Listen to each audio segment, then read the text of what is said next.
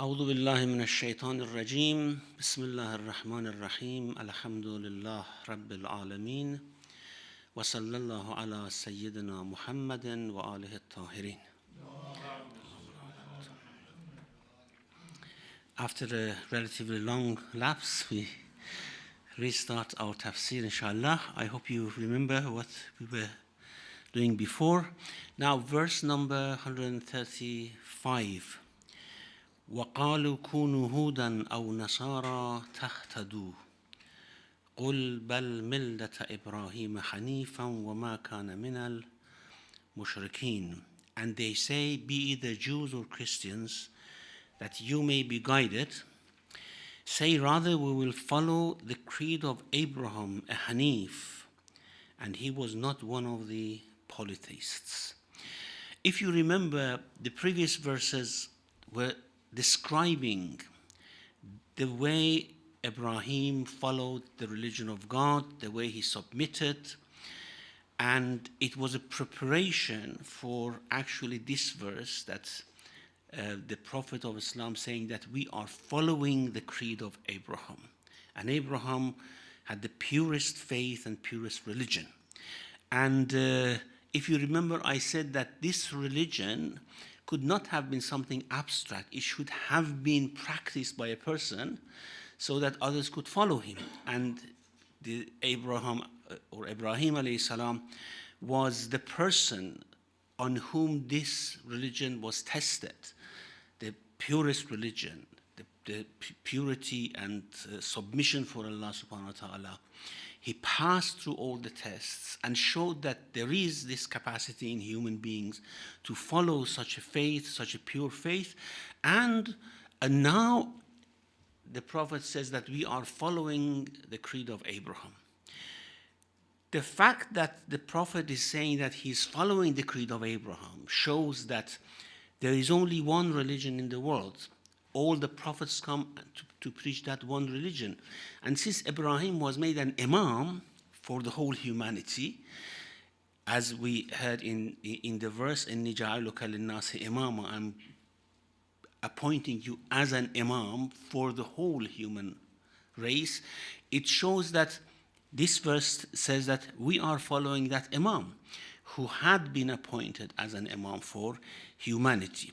Now, the Jews and Christians believe that one should follow a set of established creed in this religion. And of course, the Prophet says that it's not the matter of established creed, it's the matter of following the purity of faith, which was shown by Ibrahim alayhi salam. So the Jews say follow Judaism, and the Christians say follow Christianity, so that you are guided. قَالُوا كُونُوا هُودًا أَوْ نَصَارَى doesn't mean that the Jews and Christians were saying this. Each one were saying this about their own faith. So the Jews said, if you want to be guided, you follow Judaism, and Christians said, if you want to be guided, you follow Christianity. Now, the answer is, what is the point of following these creeds? Do you not actually demanding us to follow the guidance, the pure guidance? The pure guidance is not found with you. The pure guidance is found with Ibrahim. Hanifan, قُلْ بَلْ مِلَّةَ إِبْرَاهِيمَ حَنِيفًا. This Hanif is either an adjective for Ibrahim himself or an adjective for us who follow the creed. We are Hunafa, or Ibrahim was a Hanif, and therefore we are following him. About the Sha'n al-Nuzul of this verse, Shaykh Tusi reports something in Tibyan from Abdullah ibn Abbas. He says that Abdullah ibn Surya al-A'war, who was one of the ulama of Jewish ulama of Fadak, when he heard about this da'wah of the Prophet, he told him that, and he was أعلم أهل الحجاز بالتوراة. He was the most knowledgeable of Hijaz, the whole area of Hijaz. There's Mecca and Medina and Fadak and Khaybar and everything about Torah. He said that, Ya Muhammad, what do you follow? and he said, we follow the Millat Ibrahim, the faith of Ibrahim. He said that you are not on guidance, whether you follow Ibrahim or not, unless you follow our religion, Judaism. And then this, of course, verse was revealed that we follow the pure faith of Ibrahim rather than any set established religion which is mixed with cultures, which is mixed with other ideas, and has created these faiths and has been actually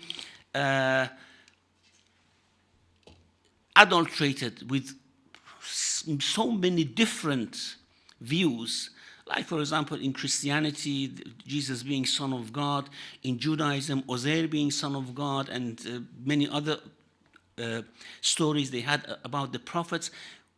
We want to follow, of course, your creed. We believe that Jesus and Moses were prophets. We believe that what they were given were books of God. However, now in this juncture in time, this is not the pure religion. The pure religion, we have to go back to the source, which is the religion of Ibrahim alayhi salam. Now, Hanif, قُلْ بَلْ مِلَّةَ إِبْرَاهِيمَ حَنِيفًا, it means say, rather we follow the creed of Ibrahim while he was Hanif, or while we are Hanif. Hanif, usually the exegetes have given two meanings for Hanif. One is straight. It means that he did not divert, he did not in any way just had a diversion from the right path, so he was straight on this path. The other meaning they have given is inclined. Hanif is inclined, and it means inclined towards the center, inclined towards the haq. This was how the religion of Ibrahim was.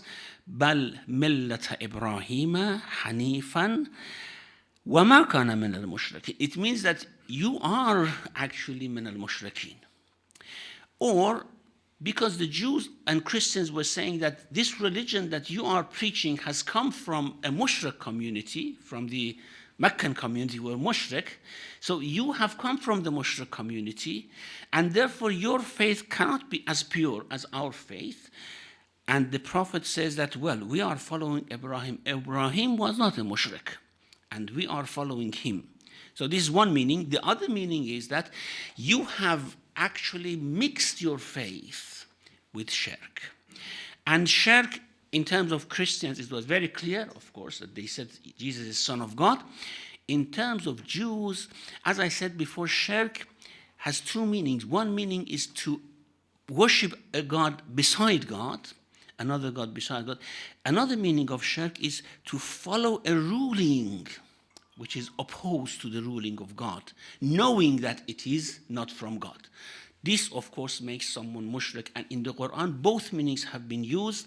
So it doesn't mean only those who worship another God beside God, those who follow any ruling. For example, one of the great ulama of Jews said something which they knew it was against the Torah, and they followed it. This is shirk. So, وَمَا كَانَ مِنَ الْمُشْرِكِينَ either is alluding to the origin of this faith from Mecca, which is from Ibrahim, not from the mushrikeen, or is alluding to the shirk that the Jews and Christians were committing.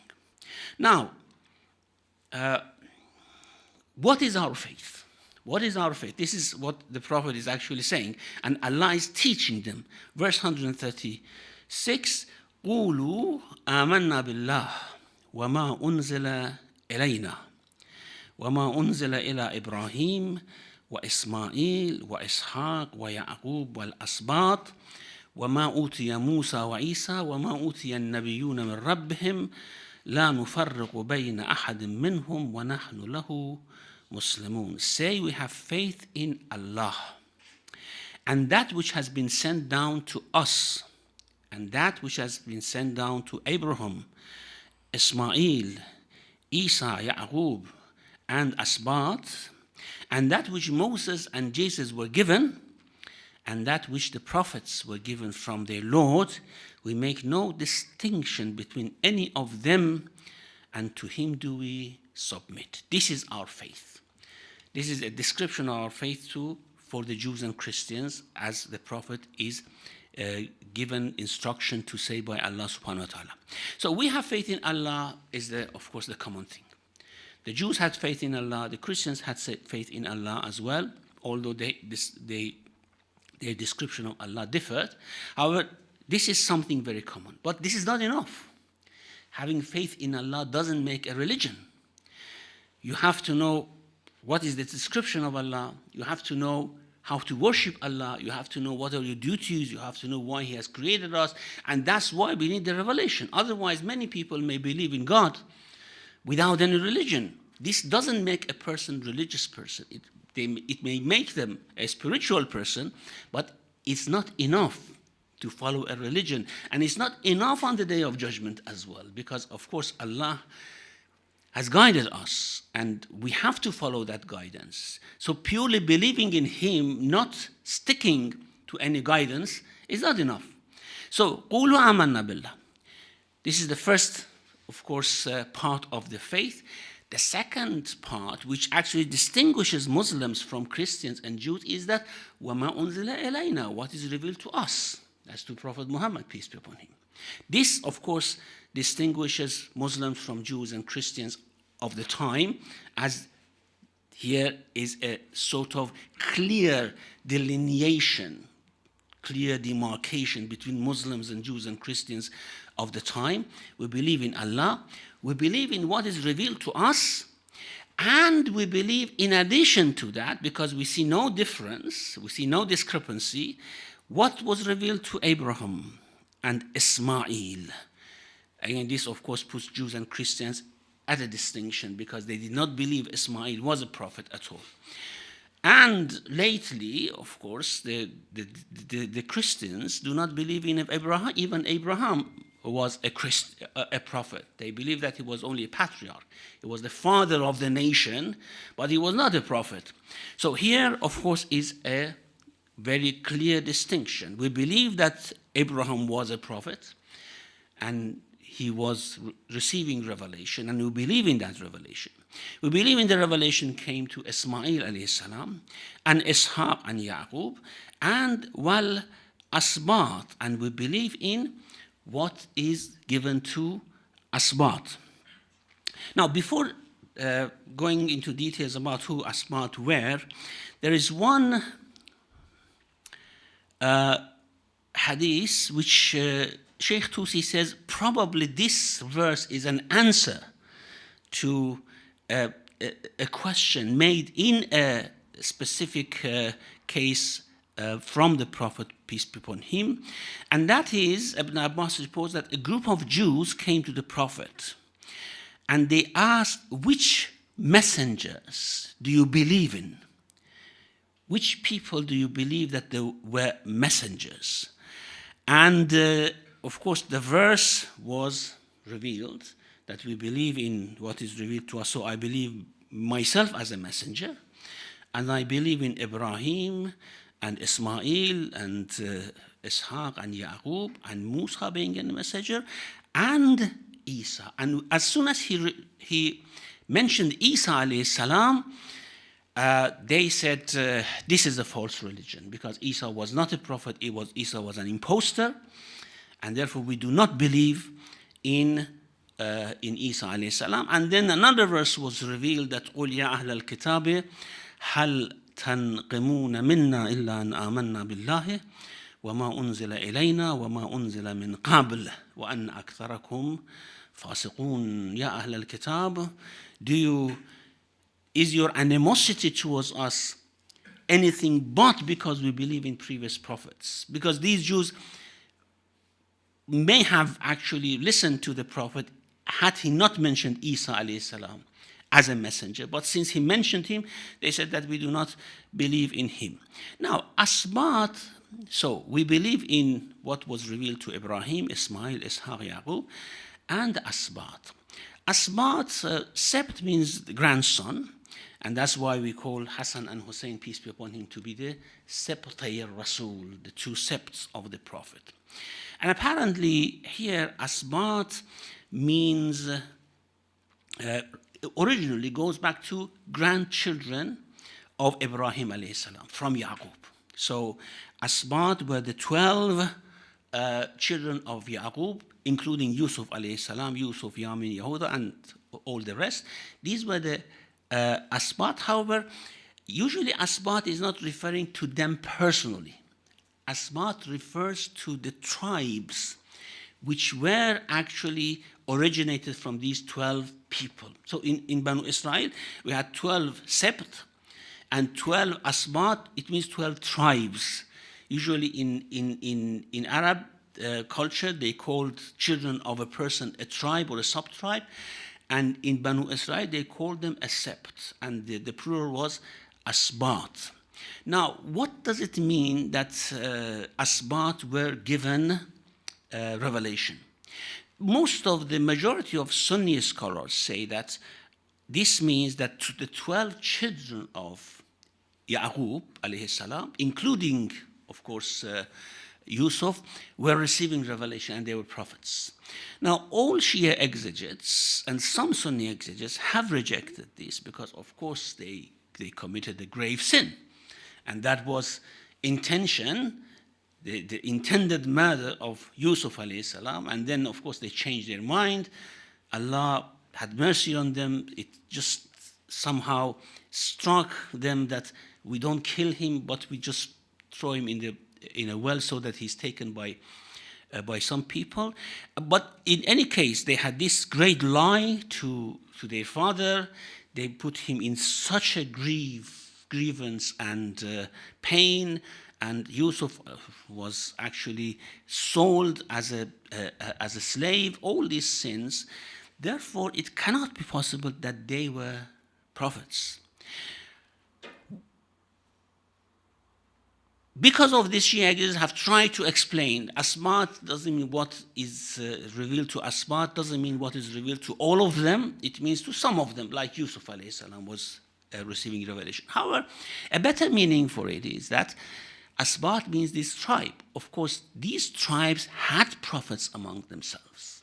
And in fact, each sept had its own prophets, because these septs somehow developed some sort of animosity towards each other. That, for example, sept X did not listen to the prophet of sept Y, and therefore each one of them had their own prophets. Just like when, if you remember, we said when Musa alayhi salam was asked by the people for water, and he struck the rock with his staff. 12 rivulets did flow from the rock. قَدْ عَلِمَ كُلُّ أُنَاسٍ مَشْرَبَهُمْ. Every tribe was drinking from one of these rivulets, because otherwise they would have fought with each other over water. So in this case, we know that there were many prophets among Banu Israel before and after Musa alayhi salam from this Asbat. So what is given to Asbat doesn't mean what is given to the children of Yaqub. It means what is given to their progeny. And it doesn't matter that the father of a prophet commits a sin so long as they are not mushrik. If they are mushrik, of course, that's a different story. The father of a prophet cannot be mushrik. However, these people were not mushrikun, and they were, of course, forgiven. They asked for forgiveness from Allah through their father. And we have a hadith from Imam al-Baqir alayhi salam, when he was asked about the children of Yaqub. إنه سئل هل كان ولد يعقوب أنبياء قال لا. The children of Yaqub were not prophets. ولكنهم كانوا أسباطا أولاد الأنبياء. They were asbat. And they were children of Anbiya, the children of Yaqub and, of course, Ishaq and Ibrahim. وَلَمْ يَكُونُوا فَارَقُوا الدُّنْيَا إِلَّا سُعَدَاء تَابُوا وَتَذَكَّرُوا مَا صَنَعُوا. And they left this world while they had prospered with faith, and they had repented, and they had acknowledged what they had done, and Allah had forgiven them. So in this case, there's no problem. if a prophet is born from their progeny, as long as they were not mushrik. Now, another thing which is interesting in the verse is that it says, ما أنزل إلى إبراهيم وإسماعيل وإسحاق ويعقوب والأسباط وما أوتي موسى وعيسى. Not what was revealed to Musa and Isa, what was given to Musa and Isa.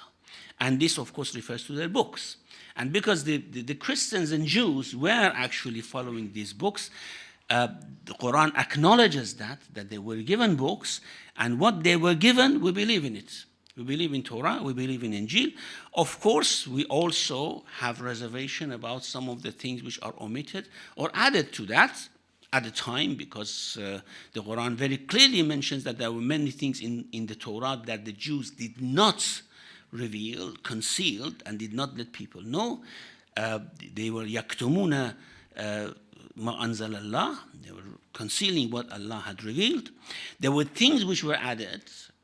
With all that reservation, we believe that, of course, what was given to Musa and Isa was right, was furqanan, was diya'an, wa dhikra, as is mentioned in Surah Anbiya. It was both light, it was remembrance of Allah subhanahu wa ta'ala, it was guidance for people, and also we believe in what was given to other prophets, the books, like for example Zabur of Dawood, other books which were revealed to prophets. وَمَا أُوتِيَ النَّبِيُّونَ مِنْ رَبِّهِمْ لَا نُفَرِّقُ بَيْنَ أَحَدٍ مِّنْهُمْ. We do not make any distinction between any of them. So if we establish something is revealed to Musa, we have to follow it in the same way that we have to follow something which is revealed to Prophet Muhammad, peace be upon him, except in terms of Sharia, which there may be slight differences. In the core of the creed, of course, they are one. لا نفرق بين أحد منهم may mean two things. One is that we don't say that, for example, we follow this prophet, but we reject the other prophet. Just like the Jews said that we reject Isa as an impostor, as we have established that Isa was a prophet of God, so we do not make any distinction. If we reject one prophet of God, it means that we have rejected all the prophets of God. And the other thing is that لا نفرق بين أحد منهم means that we do not believe that they differed with each other in any way. They did not differ with each other. They were following the same creed as was revealed to Allah. And this is the meaning of Inna Deen Inda Allah al-Islam. Allah has only one religion, and that is Islam, submission. And all the prophets were actually preaching this one religion. وَنَحْنُ لَهُ مُسْلِمُونَ. It means that we are not following this creed because of prejudice. We are not following because this is the religion of Arabs at the time. Or we are not following because this is the religion of our fathers. We are following it because we are submitting to Allah. وَنَحْنُ لَهُ مُسْلِمُونَ. Now, if you have the same faith, very good. If you believe in all prophets, if you believe that all prophets brought the same message, and if you are following Christianity and Judaism because of your submission to Allah, فَإِنْ آمَنُوا, verse 137, فَإِنْ آمَنُوا بِمِثْلِ مَا آمَنْتُمْ فَقَدْ اهْتَدَوْا. If they believe like your belief, then they are guided, of course. I don't say that because you are Muslims, you are guided, because they are Jews, they are not guided because of peripheral things. The reason that I say they have to follow you is because they do not believe in the same way that you believe. So if they believe in the like of what you believe in, then they are certainly guided. Now this is exactly an answer to the first verse that we mentioned here, verse 135. وَقَالُوا كُونُوا هُودًا أَوْ نَصَارَى تَهْتَدُوا. They say, be either Jews or Christians, and you are guided. Now, The answer is, you know what is real guidance? This is the way we are following the faith of Ibrahim. This is the true guidance. Submission to God, not making distinction between the prophets of God, believing in the one message of Allah subhanahu wa ta'ala. This is what we believe in. فَإِنْ آمَنُوا بِمِثْلِ مَا آمَنْتُمْ بِهِ فَقَدْ اهْتَدَوْا. If they believe in the like of what you believe in, then they are certainly guided. Now, this faith should not differ from Christianity, should not differ from Judaism. And if they reject what you say, then you should know that they are just in defiance. They are in defiance of truth. They are in defiance of the haqiqah which is revealed by Allah subhanahu wa ta'ala. So you shouldn't be worried about it. فَإِنْ آمَنُوا بِمِثْلِ مَا آمَنْتُمْ بِهِ فَقَدْ اهْتَدَوْا وَإِنْ تَوَلَّوْا فَإِنَّمَا هُمْ فِي شِقَاقٍ. Shiqaq means disagreement, defiance. They are defying the haqiqah of faith. Now, Majmu' al-Bayan again mentions about the revelation of this verse, that لما نزل قوله تعالى قولوا آمنا بالله, when the previous verse was revealed, that we believe in all the prophets and we submit to Allah, and Prophet recited this for Jews and Christians. When the Jews heard it, they defied about Isa alayhi salam, and they said that Nasara who follow the Isa are not following the right prophet, so they became in defiance. Now, the Christians as well, they defied. Of course, the Christians were not many in Jaziratul Arab, in Hijaz, in the area. However, we know that the Christians of Najran came, and the same thing was actually offered to them, and they rejected it. So if they do not follow, it's not because you are not right. It's not because you are telling them something that they don't know. It's because they are fi shiqaq, and they are in defiance because of prejudice. It's prejudice about their faith, which stops them from accepting what you are offering them. And this shiqaq is also interpreted to be kufr, because, of course, rejecting haqq in any way is kufr. Kufr is not only rejecting Allah subhanahu wa ta'ala. Anything which comes from Allah, if you reject, is kufr. Any rule of Sharia, if you reject knowingly that it is a rule of Sharia, it has come from God, and you reject, it's kufr. Like, for example, we say if anyone doesn't pray because they are lazy, it's not kufr, it's a sin. But if anyone knows that salat is part of faith, is something revealed to the Prophet, and they reject it, and they say, I don't accept this part of faith because it doesn't sound right to me, then this is kufr. So kufr means rejecting something that you know is from the Prophet. It's different from sinning, because, for example, people may know that drinking wine is a sin, but because of their desire they do it. They know they do not reject it. But if they know it's from Allah and they reject it, then it makes it kufr. So here, فَإِنَّمَا هُمْ فِي شِقَاقٍ is interpreted by Imam as-Sadiq alayhi salam, يعني في الكفر. And of course, the Qur'an calls in many places Jews and Christians who rejected what they knew about the Prophet to be kafirun. لُعِنَ الَّذِينَ كَفَرُوا مِنْ أَهْلِ الْكِتَابِ عَلَى لِسَانِ دَاوُودَ وَعِيسَى بْنِ مَرْيَمَ. David and Jesus cursed Ahlul Kitab who rejected the instructions of Allah subhanahu wa ta'ala. Or إِنَّ الَّذِينَ كَفَرُوا مِنْ أَهْلِ الْكِتَابِ وَالْمُشْرِكِينَ فِي نَارِ جَهَنَّمَ. The kuffar from Ahlul Kitab. Now, the kuffar from Ahlul Kitab may seem paradoxical, because if they are kuffar, they are not Ahlul Kitab. If they are Ahlul Kitab, they cannot be kuffar. But this is the very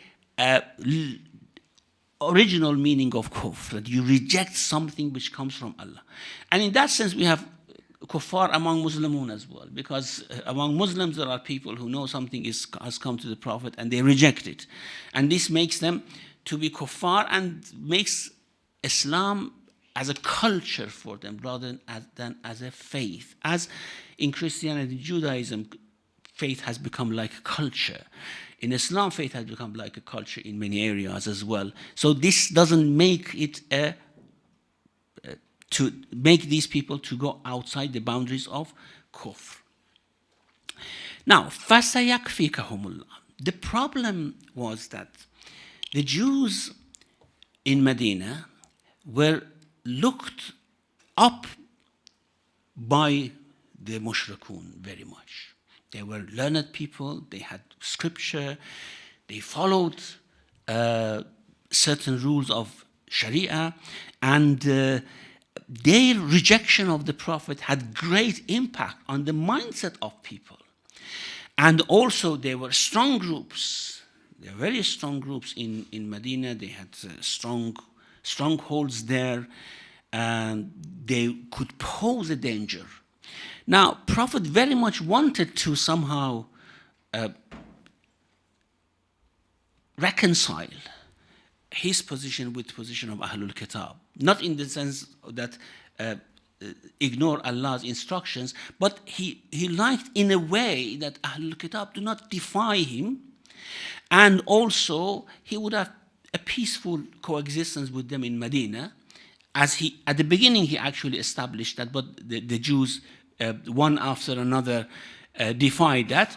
Now Allah says, if they disagree with you, and if they do not accept this, فَسَيَكْفِيكَهُمُ اللَّهُ. Allah will actually suffice you against them. And this, of course, happened. Some exegists say that this is a miracle of the Qur'an. Again, one of the prophecies of the Qur'an, that Jews could not pose any danger for you in Medina. فَسَيَكْفِيكَهُمُ اللَّهُ. Allah will suffice you against them. وَهُوَ السَّمِيعُ لِأَقْوَالِهِمْ الْعَلِيمُ بِأَعْمَالِهِمْ. He is hearing what they say, and he is watching what they are doing, and you should not be worried because you are protected by us. صِبْغَةَ اللَّهِ وَمَنْ أَحْسَنُ مِنَ اللَّهِ صِبْغَةً وَنَحْنُ لَهُ عَابِدُونَ. Now, صِبْغَة has been, means coloring, means dyeing something with color. However, it has been interpreted in different ways. Inshallah, we'll leave this for next week. وَصَلَّى اللَّهُ عَلَى مُحَمَّدٍ وَآلِهِ الطَّاهِرِينَ. Thank you very much indeed, Shaykh. So we got about 15 minutes for any further questions or answers. Yeah.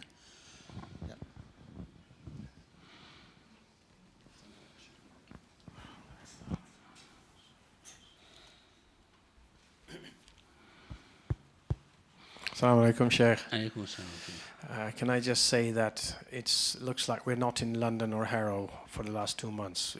We've all been away because it's not been normal for us not to come on a Sunday morning. We missed it very much. Yeah, the same for me as well. Although I was not in London literally, but Because it's such a nice way to start off a Sunday morning, because the rest of the day we're actually discussing whatever we go through. So in our houses, in the families, it's actually an extended discussion. And I'm surprised we don't come back the next Sunday and tell you what happened there. Just a couple of things. Now, while we've been away, the month of Ramadan passed us, and every time it happens we're sitting through a recitation of the Qur'an, and with the translation, it hits you that this part of the Qur'an you're listening to doesn't make sense. And this year, if I may, I've actually made notes of 3 different occasions. It might not be the right time to ask now, but we might sort of come back to it. Because it's a good way to diversify and have a full understanding, because we might not be able to do the whole tafsir of that particular surah. Yeah? So for this morning, Prophet wanted to reconcile the Jews in the area, no danger to Islam. So why did in Medina, the controversial event of the Jews reneging on their promise, and they then sided with the kuffar, and they were then subsequently, if I remember right, there's a controversial thing, is whether they were actually put to death by the Prophet or condemned or gotten rid of from the country, from the Medina. So was that an isolated case, and is there any hadith or is there any revelations to this particular event? No, Prophet, peace be on him, was eager to have peace with Jews. But the point is that the Jews were not that eager. And the Jews were all the time in those three tribes were looking for an opportunity to somehow weaken the Prophet, to see the mushrikun of Mecca to come and take Medina and get them rid of the Prophet and his followers. They felt that mushrikun were better in their creed or in their relation with them than the Prophet, although the faiths were very close to each other.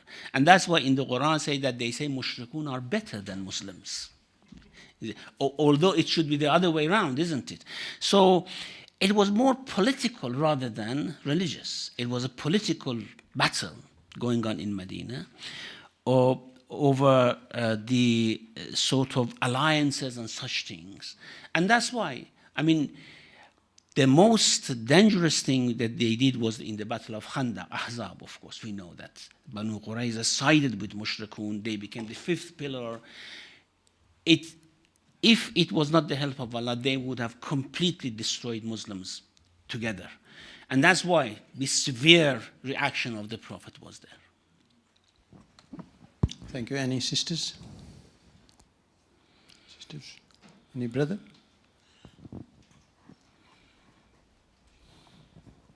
Thank you very much once again. I'm not an expert, obviously, but there must be specific jurisprudential reason why the Maraja who declare kafir, najis, and not being able to eat their food as well, there must be a very good reason. And my thinking is that it may be the whole idea is to keep yourself a little bit aloof from them. So whether you touch them, you get najis. When you eat them, you become too close to them if you just stay with them. So that may be one of the reasons. My question is, should we stay away from Muslim kafirs? No, we shouldn't. Because this is in families as well. I mean, it's not something possible at all. It's something which goes into families, into different relations between relatives and such things. And about the kuffar being najas, it may be interesting to know that Ayatollah Sistani has no fatwa on that. And about 2 years ago, he issued this edict that I have no fatwa about the najasa of the kuffar, let alone Ahlul Kitab, and therefore I say ihtiyat wajib, you follow another marja. Ayatollah Makarim Shirazi says that those who live with kuffar, I do not say that they should avoid because it's not possible, but in Muslim countries it's better to avoid. Again, he doesn't have any ruling about that najasa. It's now becoming like najasa of Ahlul Kitab, that about 50 years ago all the Maraja were saying they were najas. Now different Maraja are giving different fatwa. So maybe in future that would change. And the reason is that the whole idea of this was based on ihtiyat. And now, because of the global society and mixing of the cultures, they are seeing that this ihtiyat is not probably ihtiyat itself. And that's why. However, as you said, the najasa is with the views, with the thought. You don't want to befriend with someone with foul ideas. In the same way, you don't want to befriend with someone whose religious ideas, whose description of God would be very different from yours, would want to keep away from them because you want to protect your own purity and, of faith. So when the Quran says إِنَّمَا الْمُشْرِكُونَ نَجَسٌ, the mushrikun are najas and not najas, because najas is masdar, they are actually carrying this very polluted idea in their mind about Allah subhanahu wa ta'ala. And if you get close to them, you may be polluted with them as well. So this is how we understand the verse. Sorry, can you just clarify? Najas means what? Najas is pollution. Najas, pollution of the mind. well, that's how the exegetes have explained that their idea is polluted rather than their, yeah. Thank you. Any sisters? Assalamu alaikum. It's very nice to have you back, as I agree with Riaz Bhai.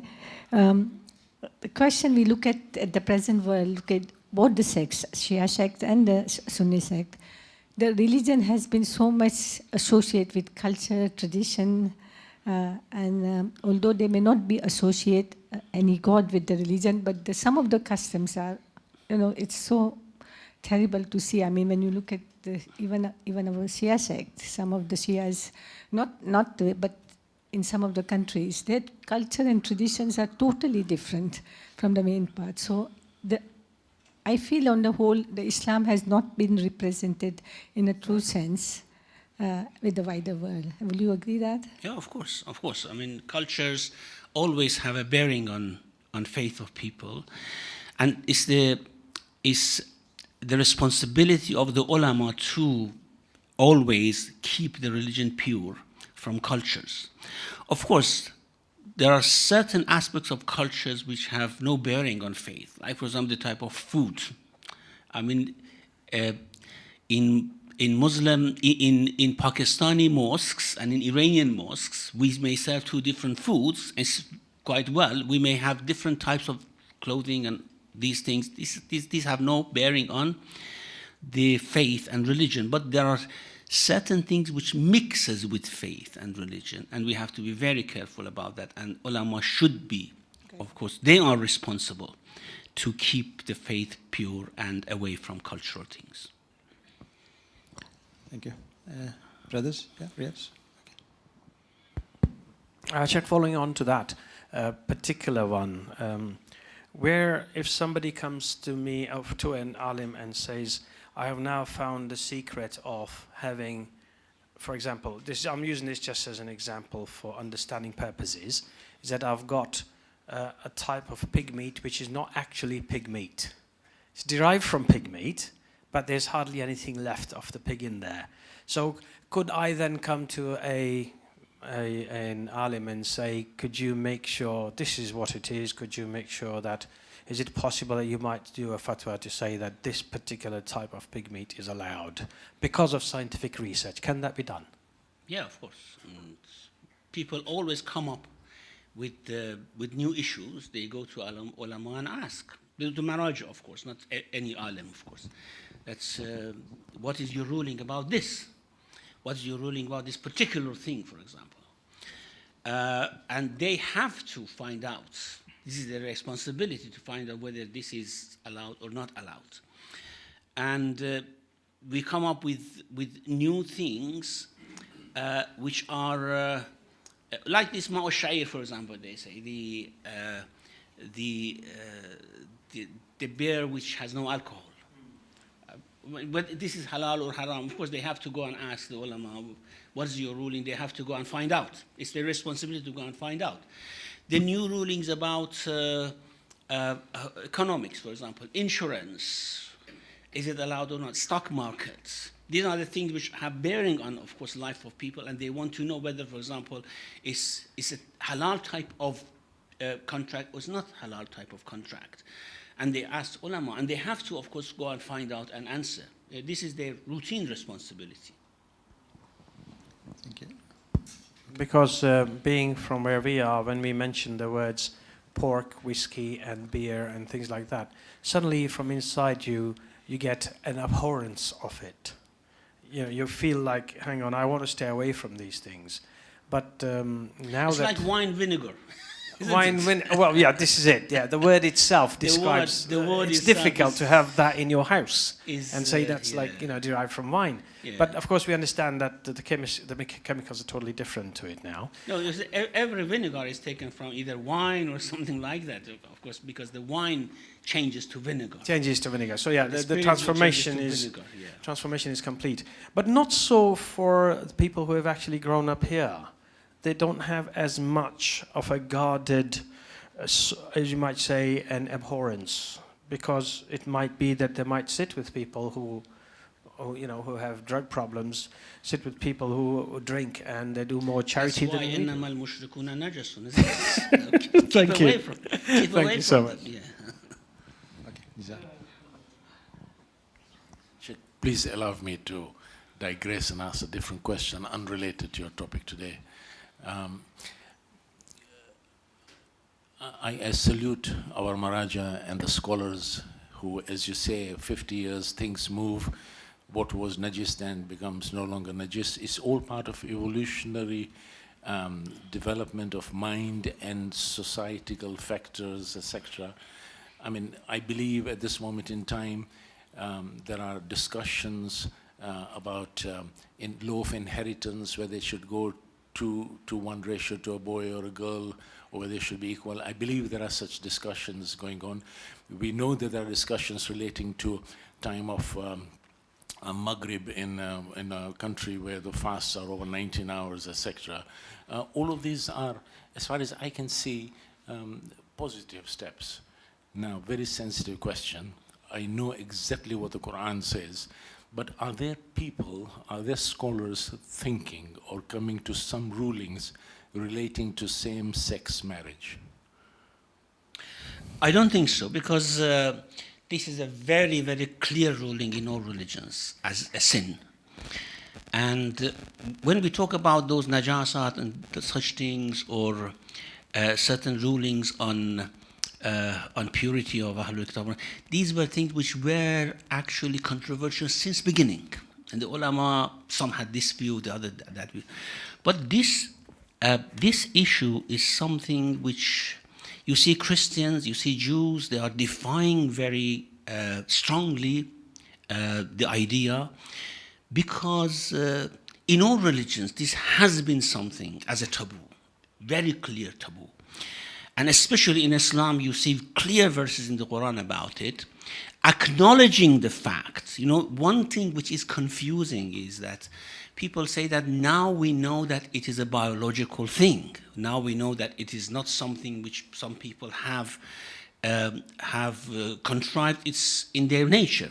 Now, Islam has right from the beginning acknowledged this fact, that this is a biological thing, it exists in certain people, and despite that has made it very clear that it is a grave sin.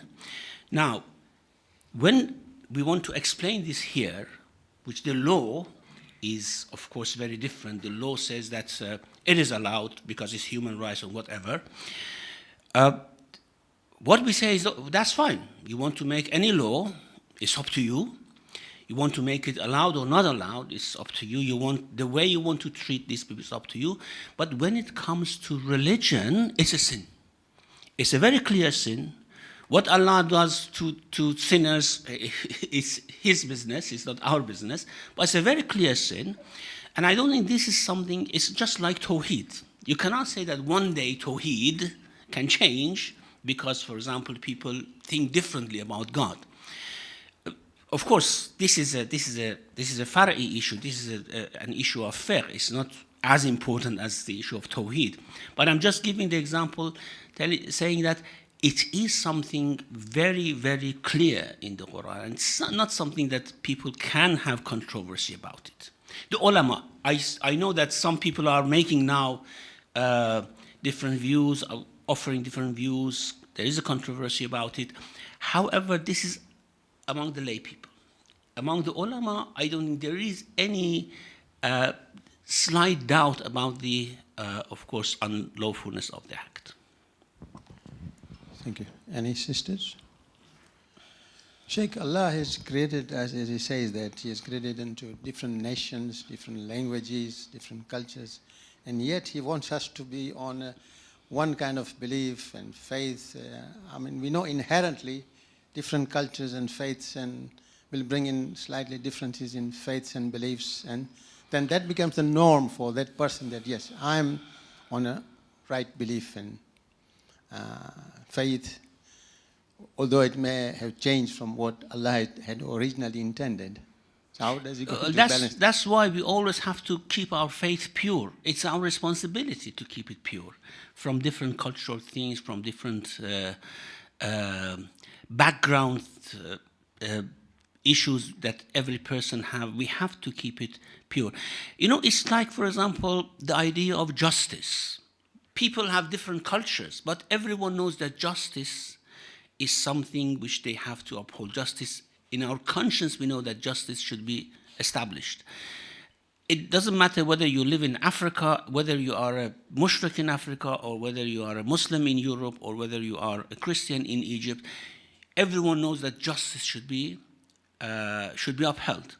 Now, when we come to Islam, there are certain tenets of Islam that every Muslim should know, regardless of their cultures. This is something, as I said, Allah has tested this in Ibrahim alayhi salam, and it has rendered answer. It worked. And Allah told us you have to follow Ibrahim. Every nation, every culture have to follow Ibrahim in that. So we have to always try to keep our faith pure and distinguish between our cultural aspects and our religious aspects. But then, you see, at the end of the day, a person of a complete, even a non-believer in Allah may actually end up in heaven. So how would you explain that? Oh, I explained with the mercy of Allah, that's all. How can I explain it? We hope so, of course. Yeah. Thank you. Any other? But where in heaven? I mean, that's the problem. As I said, there's a spectrum of places, from the highest place in paradise to the lowest place in hell. There's a spectrum of places. Where are we placed depends on, of course, what type of person we are, what type of belief we have, what type of interaction we have with people. But Allah may actually put a disbeliever in paradise here, but He may place you here. And this great difference, huge difference between the two. Yeah, but even though he may be at the lowest level of the heaven, as long as he's not suffering from the hellfire, he's okay. Well, if you are so content about that, that's fine. Okay. Any other from ladies or brothers? Any? Okay, we'll have this last one. Thank you. No, there is one last one. Thank you. Is it on? Yes, can you just? Okay. Yeah, Bismillah. Shaykh, it could be said that one of the remits of the mission of Jesus was to, when He was sent to the Jews, was to bring back some kind of equilibrium in their,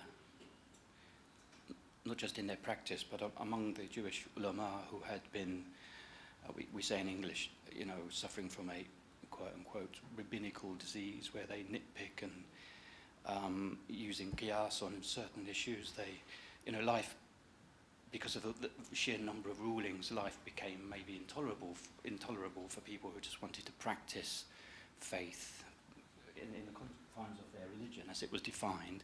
It was becoming difficult. So he was sent to add a dimension of spirituality, bring back an equilibrium. Now, as an outsider, I've come from my path via Judaism and then 20 years of Sunni Islam and then to the path of Ahlul Bayt. I'm seeing the same thing, people discussing these issues now. Like I can see that over the years there have been, I guess, these discussions going on about whether, you can eat the food of the Hindus and so on. It, to me, sounds ridiculous, but I'm seeing the same thing here. Maybe some ulama stuck in their ivory towers, nothing better to do, and they're just making up stuff. It's making life intolerable for lay people. Now, could it be then, if we roll forward, whenever it will be, a few decades, centuries perhaps, when Nabi Isa alayhi salam returns, could his mission, because it was aborted 2,000 years ago, he's come back to complete his mission, would his remit be the same thing? Okay, let's distill the corpus of rulings and the understanding of religion, let's bring it back to some equilibrium, not just for Jews who missed the boat the first time, but Christians who've chucked the law out the window completely, and for Muslims who have embellished the law perhaps to difficult levels for lay people. Do you think that would be part of his mission, other than being alongside Imam Muhammad al-Mahdi? Well, one of the things that we believe about Imam al-Mahdi is that he will bring back the spirit to Qur'an. And the way he interprets the Qur'an is as if he is actually reading a new book that Muslims do not understand. They say, this is not the book that we were reading. Of course, it's the same letters, but the interpretation of it would be different. That is why we are actually awaiting their coming, the coming of Imam al-Mahdi and the coming of Jesus, alayhi salam, and we believe that what we follow is just a conjecture of what is the sunnah of the Prophet, what is the ruling of the Qur'an. But the point is that we have no other choice. We have to follow what we believe is correct, with the caveat that, yes, of course, we may interpret things, understand things wrongly. What these rulings about, say, kuffar or their food or things like that are, they are not very difficult. They are difficult because now we are living in a mixed culture, mixed community. If you live in a Muslim community, it doesn't make it very difficult at all. And sometimes these rulings initially were in place and then misunderstood probably because there was a sort of danger of pollution of views and ideas. There was a danger of impact of these views on the youth when they mixed with other people, with people of other cultures. That was a sort of protection. What I want to say about Shia ulama is that they may, of course, understand things wrongly, but they don't do it with bad intention or with an intention to somehow create things from themselves. What they follow is, I mean, if you are familiar with the procedure of ijtihad, they follow certain sources, they follow certain procedure, and based on that they come to certain answers and issues. And sometimes they are overcautious on certain things. This overcautiousness has caused these issues and these fatwas, which at times this overcautiousness becomes in itself against caution. And that's why they have mentioned this themselves, that sometimes to be overcautious is not taking caution. And that's how it works. But certainly when Imam al-Mahdi comes, he has his own rulings. He brings the spirit to faith, as sometimes we miss it and we lose it. Thank you. Do you want to add briefly, brother, something?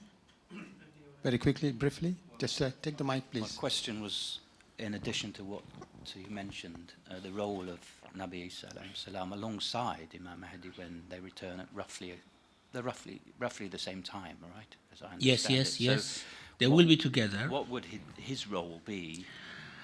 Well, what I understand his role is to somehow bring Christian world